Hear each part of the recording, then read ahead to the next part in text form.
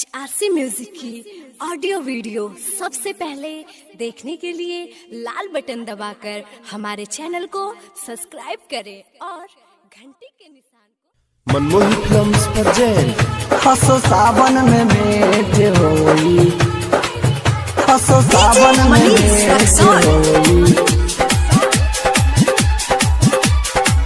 सुनो है लभर देव घर में, देव घर में हसो सावन में भेंट होई।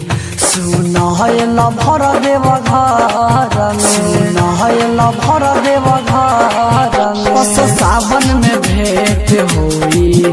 सुनो है लभर देव घर में संगही जलवा धारल जाई, संगही जलवा धारल जाई बाबा के हो नगहर में हसो सावन में भेंट होई। सुनो है लभर देव घर में, सुनो है लभर देव घर में हसो सावन में भेंट होई।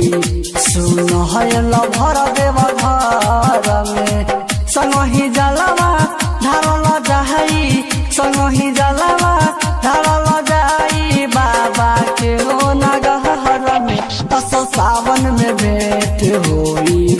सुनो है लभर देव घर में, सुनो है लभर देव घर में, देव घर में गेरुआ रंग में रही हो, डीजे पर कमर रही हो, बोला बामा बोली सभे कांवरिया संगे देव घर जई हो, संगे देव घर जई हो।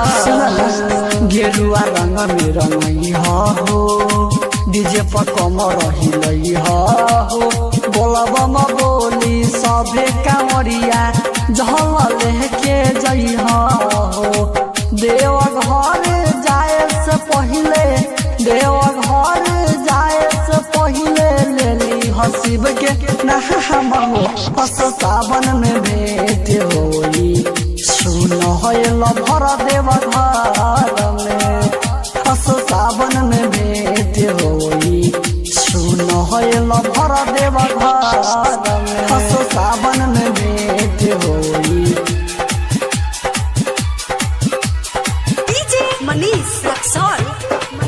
सुनो है लभर देव घर में बरजेश उदय जोड़े आई हो, संतोष के नाम भूलई हो, सुरेश राकेश नवीन रितेश के संग में जल चढ़ई हो, के संग में जल चढ़ई हो।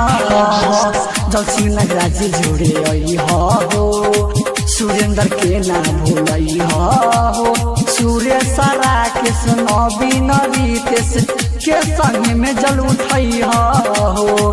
प्रेमी रूप से पंडित संगे, प्रेमी रूप से पंडित संगे जल तुधारी हो में हसो सावन में भेंट होई। सुनो है लभर देव घर में, सुनो है लभर देव घर में, सुनो है लभर देव घर में। मनमोही रिकॉर्डिंग स्टूडियो कलैया।